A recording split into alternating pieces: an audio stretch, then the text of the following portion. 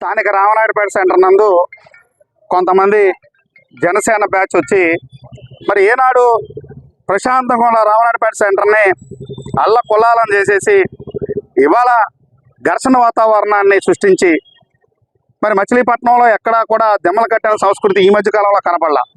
మరి కొత్తగా మొదలెట్టారు. కావాలని ఘర్షణలు సృష్టించడానికి రామనాయుడుపేట సెంటర్లో మీరు జనసేన దెమ్మ కట్టాల్సిన అవసరం ఏముంది వాళ్ళని అడుగుతున్నా. వాళ్ళు కావాలని రక విధంగా ఏమన్నా వాళ్ళ ఆవిర్భావ దినోత్సవం చేసాం 16వ సంవత్సరం, మేము ఎక్కడ దెమ్మలు కట్టామా? ఇంత దుర్మార్గంగా మరి ఇన్ఛార్జ్ అని చెప్పుకున్న ఆయన దగ్గరుండి దెమ్మలు కట్టించే సంస్కృతిని తీసుకొచ్చారు. మరి మీరు కూడా మీడియాలో తీశారు షూటింగ్ అంత దారుణంగా. ఇవాళ ఎంత రద్దీగా ఉందో చూడండి. రామనాయుడుపేట సెంటర్ ఏరియా అంతా కూడా అంత రద్దీలో ఉన్న రామనాయుడుపేట సెంటర్ ఏరియాలో అంత దెమ్మ కట్టుకుని ఇప్పుడు ఏంటి నాకు అర్థం కాదు. కావాలని విద్వేషాలు పార్టీ విద్వేషాలు రెచ్చగొట్టడానికి ఈ విధంగా చేస్తా ఉన్నారా అని అడుగుతా ఉన్నా. మీరు ఇలాంటి సంస్కృతి ఇలాంటి ఆచరణ కార్యక్రమాలు కానీ చేస్తే ఖచ్చితంగా వైఎస్ఆర్ కాంగ్రెస్ పార్టీ దాన్ని ప్రతిబింబించాల్సిన పరిస్థితి ఏర్పడుద్ది. మీరు ఇలాగే చేస్తే మాత్రం మేము కూడా చూస్తూ ఊరుకోం.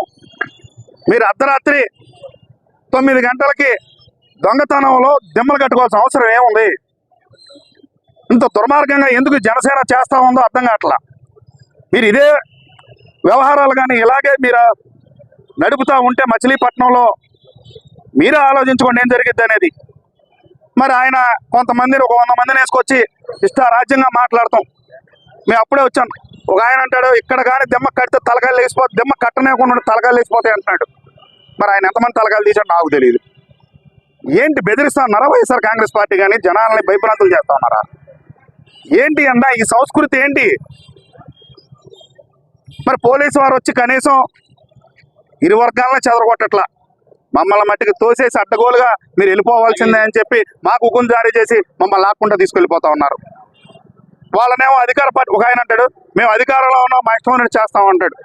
ఇన్ఛార్జి పక్కన ఉన్న ఆయన అధికారంలో ఉంటే పర్మిషన్ లేకుండా అడ్డగోలుగా దొడ్డి దారిన 9 గంటలకి దెమ్మలు కట్టుకునే సంస్కృతి నడుస్తుందా జనసేన పార్టీలో అని అడుగుతున్నా.